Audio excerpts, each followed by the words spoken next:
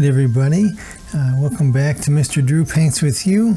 Today, I want to show you some actual techniques for watercolor painting that can be helpful for you. I'm not the best at watercolor painting. I really do enjoy it. The more I practice with the watercolor, the more fun I think that it is. I'm mostly an oil painter, but I do like experimenting with all these different mediums. I think you learn something new from each different medium you work with. So this is not going to be an extensive or all-inclusive list of techniques, but these are some things that I find helpful, some more than others. I'd say to start off with, the most important thing is to understand how wet your paper is and how much water is in your paint mixture. Probably my favorite watercolor artist is Joseph Zabukovic, a man from Australia. And he has a book where he describes what he calls the watercolor clock, and he goes over different effects you can expect to see depending on if your paper is very wet or if it's dry or somewhere in between. And then you will get different effects also if your paint is very thick, like it's right out of the tube, or if you have mixed a lot of water with it, or once again somewhere in between. So it's that combination of things. If you've got a very wet paper with very thick paint, you'll get a different effect than if you have very wet paper with very wet paint, or very dry paper with very wet paint. So I'll show you a couple of those things. First off here, today I'm going to be using my M. Graham watercolor paints. I mentioned last time about how the professional paints re-wet easier, and the M. Graham seem to re-wet easier than even some of the other professional grade watercolors. They mix honey in there. Watercolor is pigment mixed with gum arabic, which is a water-soluble binder. And then they have some honey in the M. Graham paints. Honey kind of absorbs moisture from the environment, from the atmosphere, so that makes it re-wet even easier. So no, it doesn't. I would not recommend eating it. Please do not eat your paint. And I don't really sense a stickiness or like a scent of the honey or anything. I think it's just really interesting that they do that. So here, first off, and I kind of did this last time as well. So this paint is kind of about a medium weight. It's not super thick, like straight out of the tube, but it's also not very, very thin. With watercolor, the more water you put in the paint, the lighter the color will get. So there is an opaque white you can use, but it's going to kill the luminosity and the intensity of the color. So if you can learn to just rely on how much water is in your paint, that will control the values. You see here on the left, there's more paint, less water.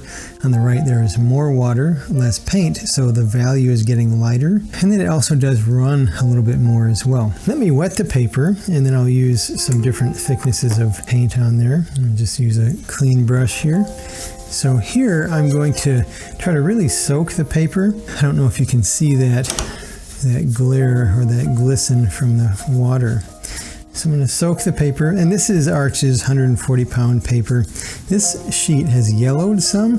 I'm not sure why. It's something I got from another teacher, and it's pretty old, but the Arch's is acid-free, so I wouldn't expect it to be yellowing, so you shouldn't worry about that if you get some good Arch's paper. Okay, so now the paper is very wet. Now let me use that thicker paint again. I'll load up some more color, and this is alizarin crimson. This is a really nice, kind of a deep, rich, cooler red. So this will not be quite as thick as right out of the tube, but there we go. Okay, so it is some pretty thick paint. You can see it's quite dark compared to these previous two strokes. You see on that wet paper, if the paper is wet, the color is going to bleed and run. I think that is where a lot of people get frustrated with their watercolor painting, is that they don't let the paper dry if they need to get a sharp edge or a different detail on there. If you just keep going wet into wet into wet into wet, your colors are going to bleed and go everywhere. So let me use a thinner paint, and you can see the different effect. I'll soak this again. Now I'll use a very thin paint with a lot of water in it. And you see that just, it's going to run off my paper here. That runs like nobody's business. At least that first stroke seemed to maintain some of its shape. So the thicker the paint, the firmer the edge will be if you're going into wet paint. So this is lesson number one. You really have to pay attention to how wet your paper is and how much water is in your color. That is going to drastically affect the edges and how that paint blends together and how it looks on your paper.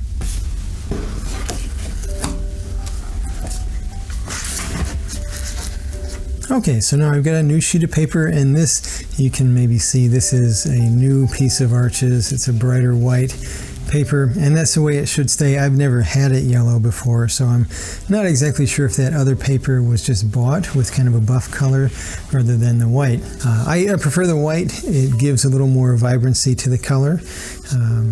Watercolor is beautiful. It has different qualities than oil paint. You can use oil paint in a transparent method. Watercolor really shines in that area with the transparency. The light actually bounces through the paint off the white paper and back up at you, and so that's kind of what gives it that stained glass quality to the color. Okay, so I had mentioned before, watercolor is kind of more unpredictable. People have called it a capricious medium. Has kind of a mind of its own. But these techniques can help you to control it and make sure the paint goes where you want. There's always going to be a certain level of unpredictability with the watercolor, but once again, these things can help you. So I'm going to start with the different techniques, and I'll try to label these later on. I'll just stick with this red I've still got mixed up here. So we go wet on dry. And that will leave us with very sharp edges. So if you need crisp details or sharp edges, maybe on the corner of a building or between light and shadow, the wet on dry is the way to go. Wet on wet, like I had showed you previously, that allows the color to kind of bleed and run. So let me wet the paper again. I'll just use that same brush, same color. So there we can see let me get a little bit more paint on there. You can see the edges blend out and it gets much softer.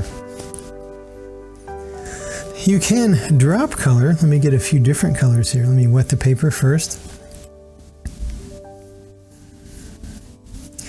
So you don't have to stick with just one color in one area. This is kind of fun to play with. Or if you have started a wash, and then let's say we'll just drop some of this red in there, and then let me mix up some blue and drop some blue in there, a little spattery. You can see because the paper is really wet and the paint is very watery, that paint is going to run quite a bit. Let me get a little bit thicker color, maybe some, let's get some yellow, just finish out those primaries. I'll try to make this a little bit thicker. And I believe I mentioned in last week's video that I like these professional tube colors because they re-wet very easily, but even at that, sometimes it's easier just to squeeze out some fresh paint if you want a really thick, heavy coat of paint in a certain area. So let me drop in some yellow, a little bit thicker. You can see in the wet paint, it's really fun.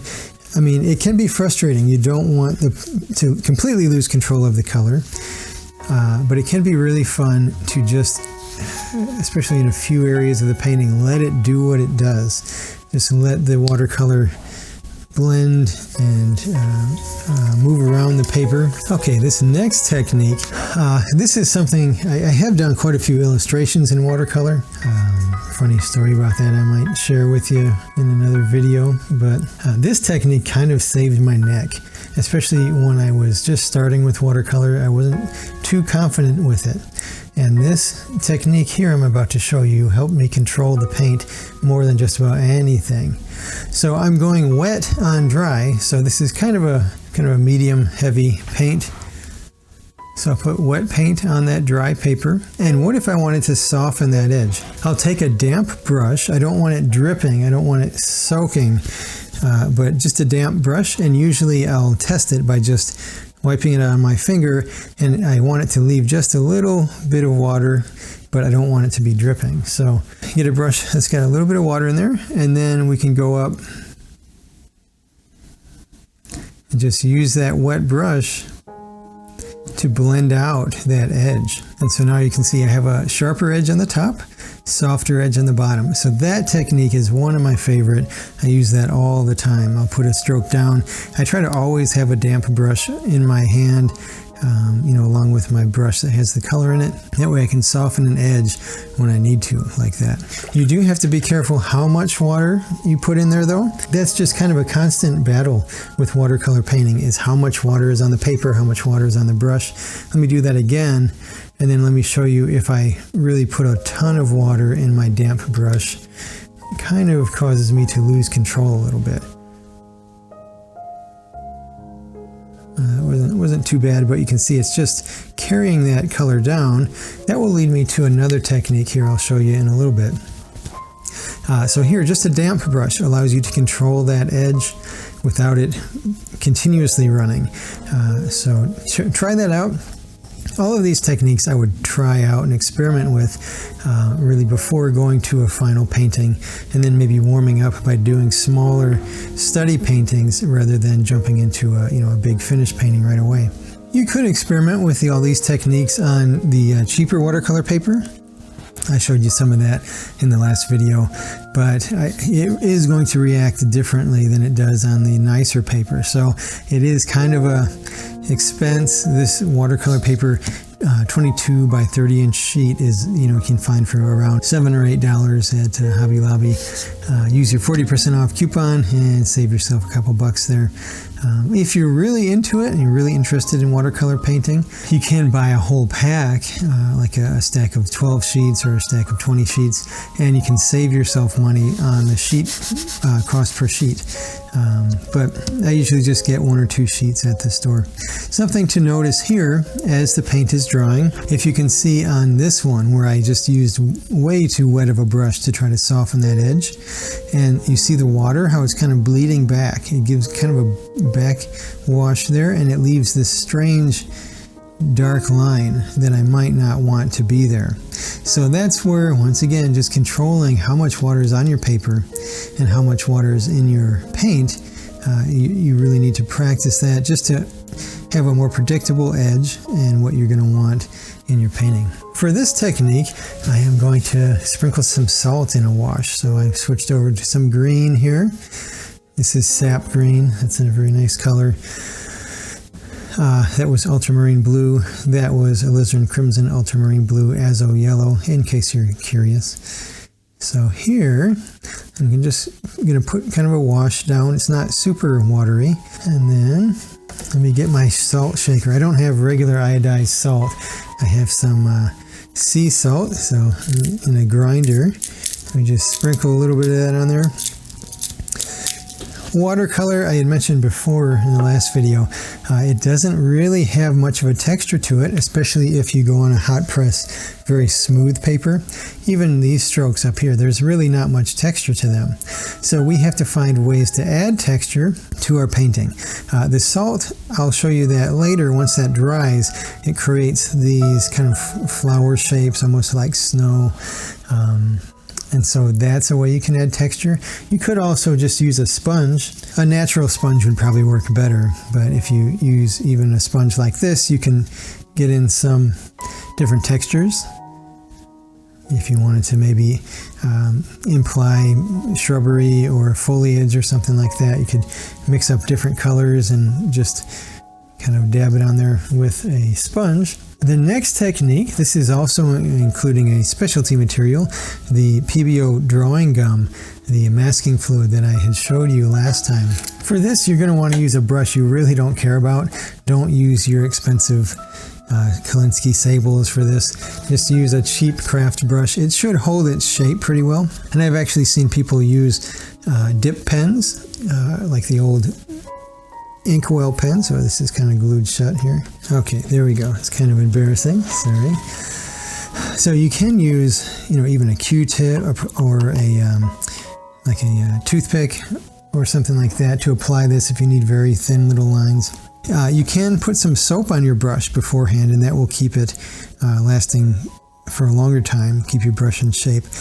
But with this, at the very least, just clean it out with soap and water immediately after you're done putting it on there. So let me write a secret message for you here.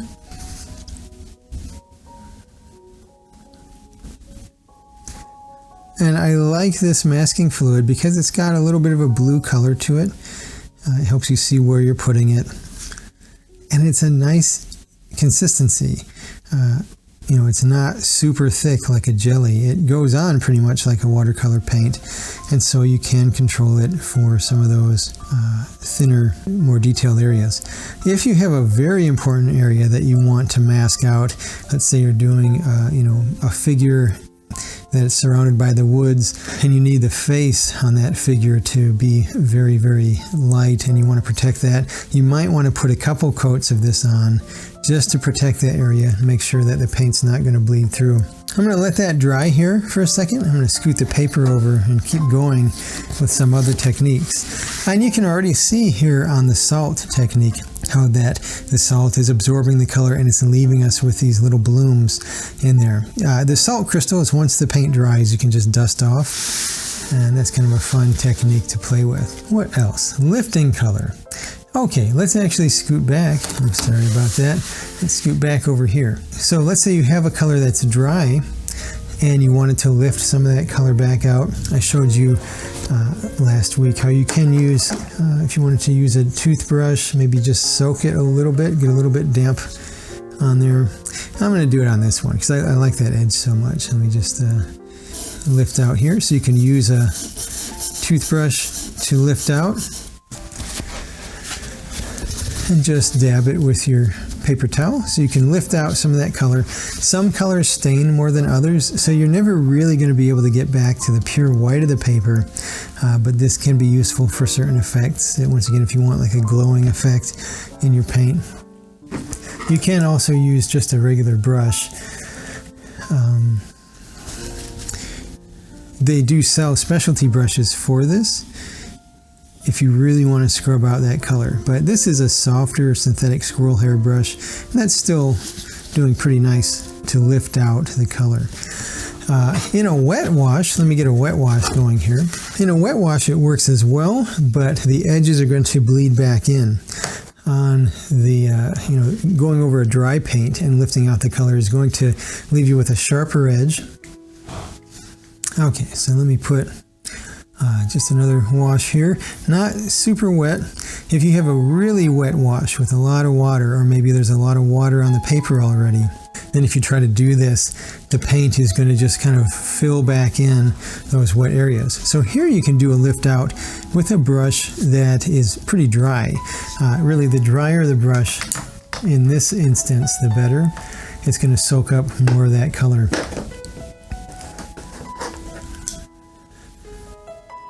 So here I can go over with this dry brush and just kind of mop out some of that color, and that also can leave me with that glowing little stream going through the color. You have to kind of babysit these every once in a while, even the softening of the edge. Once again, if the paper is really wet, that paint is going to want to fill back in where you just mopped out. So sometimes I'll do a technique like that and I'll just kind of watch it until it dries to make sure I don't need to catch any other drips or anything like that. You can also lift out with just a paper towel. So a few things I try to have on hand all the time. I usually have my brush with my color in it. I try to have a damp brush if I need to soften an edge. And I will always have a paper towel on me, because you might have noticed in the first or the third exercise where I was just dropping color in that sometimes, maybe paint splatters where you don't want it to, and you can just quickly dab it up with your paper towel. But even here, if we needed to scrub out an area, the paper towel can work very nicely to lift out the color. And one of the benefits of the paper towel is if you really push it into the paint, just like if you're trying to clean a stain up in your carpet, it will lift out that moisture and it's going to leave you with a little bit of a firmer edge. So lifting out, that can be an effective technique. Writing with water. One of the fun aspects of watercolor is that just the physical qualities of water. there's something called capillary action, where if you've ever gotten a blood sugar test and they poke your finger and they hold that little straw right up to your finger where the blood is coming out, and that straw just soaks up the blood, it just goes right in there. It has to do with the surface tension of the water. And so here, if I draw something in water, let me draw a little shape here. I have to do quite a bit of water. I want it to be a bead of water. I don't want it to just soak in. I want to see a bead of water on the paper. And I'm not sure if you can see that from the camera there. Something that's helpful as you're doing watercolor painting is just to move around so you can see if the paper is shiny. That can kind of give you a clue as far as how wet it is. Okay, so I got quite a bit of water there. Trying to finish off this magnificent drawing for you. So I am just writing with water, just making shapes with that plain water. Now I'll take some colors, and the wetter the color, the better this will work. So I hope this works. So here, if I just drop in some color, you can see the color is going to start just following where that water's at. Let me load up some more color. Let me switch colors here. You see there's a little more water there. Let me tilt the paper. The angle of the paper has a lot to do with where the color goes as well.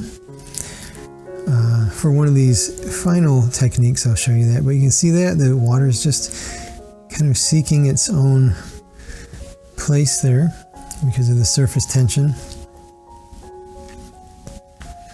You get a little bit of yellow in there. So once again, this is not groundbreaking. This is not really new information. It's out there if you search on watercolor techniques. But I'm just showing you what I think are some of the more beneficial and useful techniques.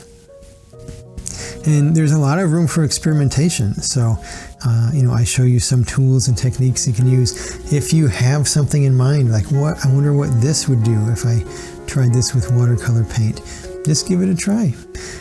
Experimenting is, I think, a very important part of being an artist. I've heard a saying, I don't remember who said it, but there's a saying that artists are inventors, and I kind of believe it. I tend to believe that. I can definitely sense that artists have that curiosity, and they're always trying to figure out a new way to solve problems. And I think that art education is very valuable, not just in the art field. I've had a lot of jobs in my lifetime. I've kind of lost count of how many different jobs. And most of them were just regular jobs, working retail, working construction, working water treatment, working lawn care, all kinds of different things. And each and every one of those jobs, the creativity that I've learned in art education has come into play. There's always room for new inventions, for new ways to do things. So I think that's one of the fun things about being an artist, is that you can really, use that creativity and apply it to any area of your life. Okay, so there's writing with water. Let me show you one more thing before I go on to the masking fluid. You can splatter with your paint, so you can just have all kinds of fun with the watercolor. For this, you might want to make sure you're not over your expensive white carpet or anything like that. Try to protect your surrounding environment. So you can use a brush with some wet paint. You can just splatter with the brush if you want to add some texture. Remember, with the watercolor paint, we kind of have to create our own texture. You could even use another piece of paper if you needed to cut out a mask to protect an area from this. So you can just flick it like this and get some red in there with the blue. If the paint is wet enough, you can just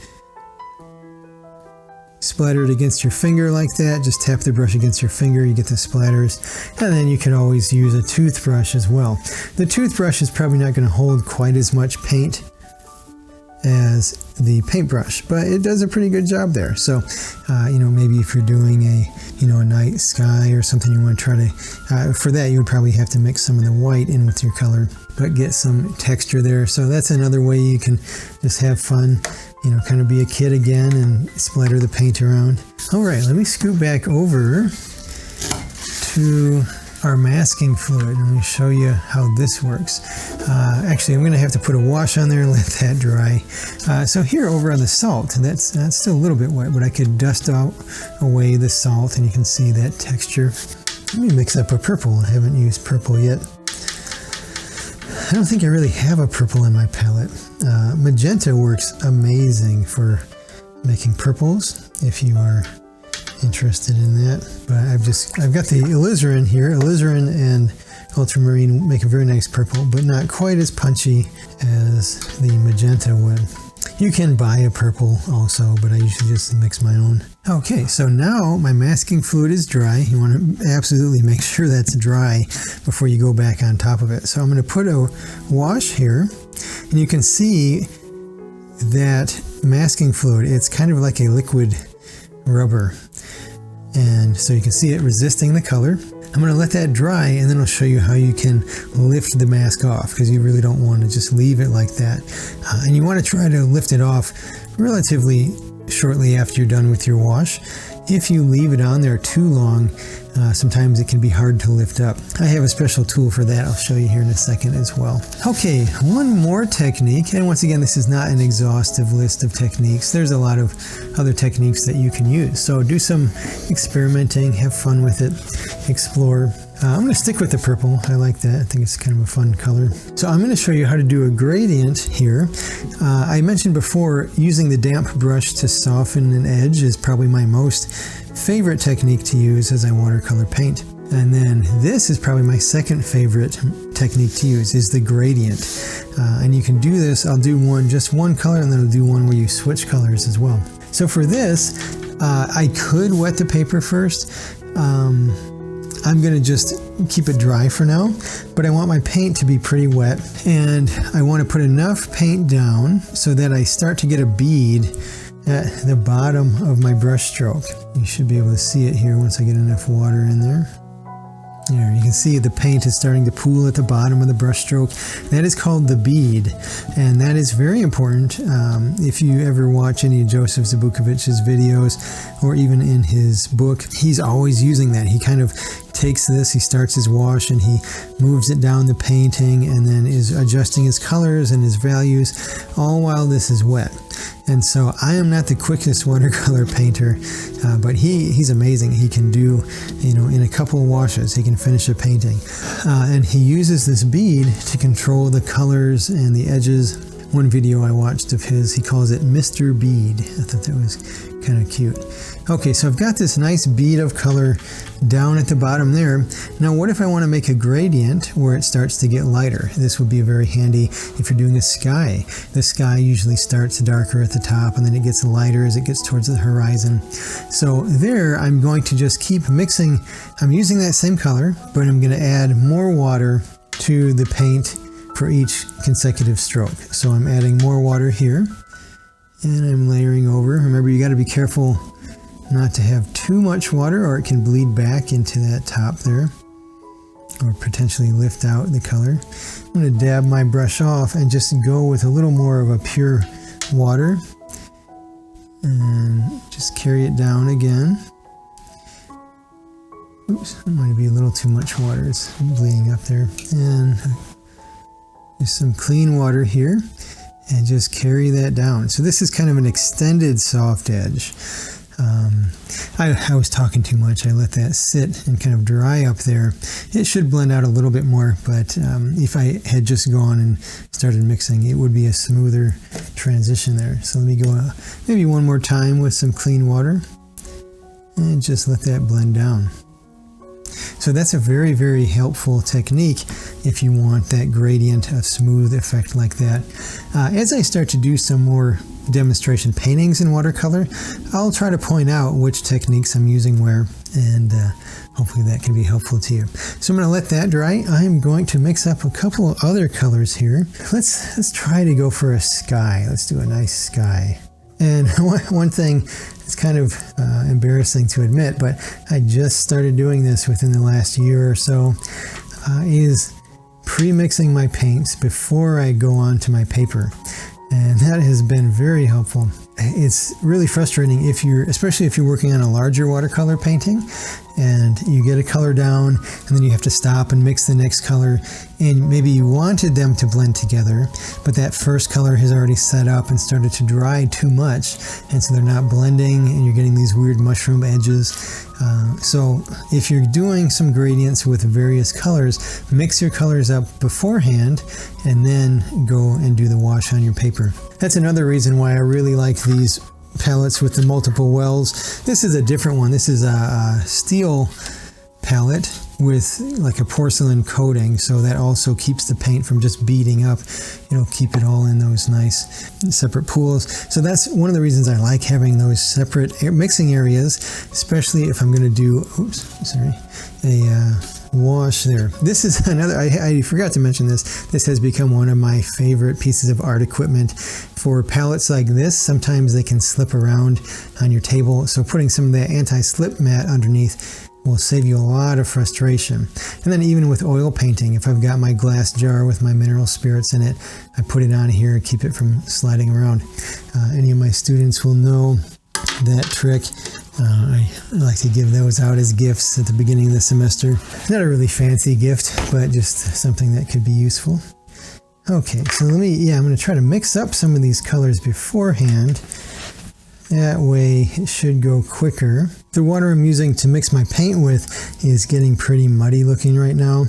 It is a good idea if you maybe had two jars. Have one to clean your brush out in, and then another separate jar to just keep clean water in, so that if you need to do a clean wash, you can do it without that muddy water affecting the color. So I'm going to try to do a sky here. Let's see how this works. The sky usually starts, this is a little bonus lesson for you. The sky usually starts darker and a little more of like a kind of a reddish blue, more of like that ultramarine blue. So let's get some of that down here, and once again I want enough of the paint so that it creates that bead at the bottom of the brush stroke, and that's what's going to help it blend itself as I carry that paint down. See, it's starting to form there. Let's get a little more paint. Okay, so I've got some nice ultramarine blue there. I'm going to carry that down, maybe mix a little bit more water in that. So for now, it's still just the ultramarine blue. And I want enough water so that I still have that bead at the bottom of the brush stroke. Now I'm going to try to add more water, get a little bit lighter, and I'm going to switch to a cerulean blue, which is more of what you would think of when you think of a sky blue. So switching colors here, it might be a little hard to tell, but the cerulean blue leans more towards green, the ultramarine leans more towards red. And this is something you'll see if you go out and look at a sky on a nice sunny clear day. This has also been outlined in John Carlson's Guide to Landscape Painting. If you're interested in landscape painting, he talks quite a bit about different things you can expect to see when you're out there, and this is one of them. He talks about the sky getting darker and going from a more warm blue, more of a reddish blue, to more of a greenish blue, to like a greenish yellow, and maybe a little bit of yellow, a little bit of red. So let me switch over to some yellow here. Switch over to some azo yellow and put a little more water in it. I'm wanting it to change colors as well as get a little bit lighter as I go down towards what would be the horizon. So let me get some more water still.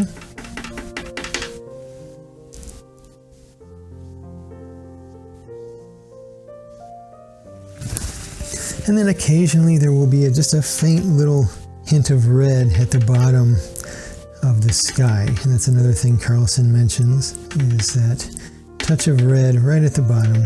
I don't understand it all, but I have observed it, and so it kind of helps just knowing what to look for when you're out there painting the landscape.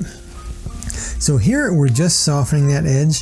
You see I got too much water here, and we're getting kind of a mushroom edge over here. I really don't like those. I try to avoid things like that. That is just a result of having too much water in the paint and the color bleeding back. Here, so that's just softening one color and getting darker to lighter. Here we are getting darker to lighter, and also you can transition your colors throughout the wash. I think this one should probably dry a little bit nicer than that one. If you have way too much water left over at the bottom of your wash, you can just dab it up a little bit with your paper towel.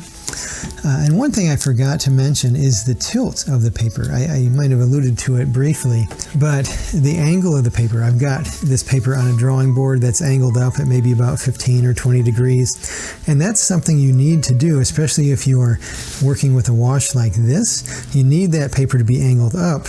Otherwise, the paint is going to run all over the place. Maybe I'll do one more example here of how that can work. So I'm going to just wet the paper,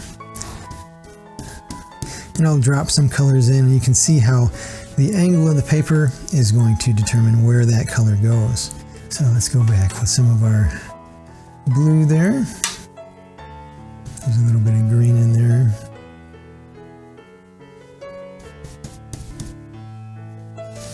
A little bit of red, kind of a darker red. Okay, so I've got color mixed in there. You can see it all bleeding down to the bottom of the paper because that's how the paper is tilted. Oops. But if I move it around, you can see the paint is going to follow those different directions. So that could, be something to consider. Maybe you don't have a gradient like this. Maybe it is like a beach scene where it's darker at the bottom and lighter at the top. In that case, I would probably just turn my paper upside down and do that same technique. So always be aware of the tilt of your paper, but I would always try to keep it angled up a little bit just so you can have a more consistent pattern and you understand that the paint is just going to start running down in that manner. So let's hop on over to our masking fluid. I think that should be ready to go. Okay, so the masking fluid, you can actually just lift it up with your finger. And you're going to want to make sure that the paint is dry. Otherwise, you're going to just smush that color right into that area you masked off. So if you can see here, it's just the pure white of the paper. And then get a nice clean area. You want to dust off the rest of that. If it's really difficult lifting up, you can get one of these. These are, I think they call it a rubber cement eraser. And this works even better to just grab that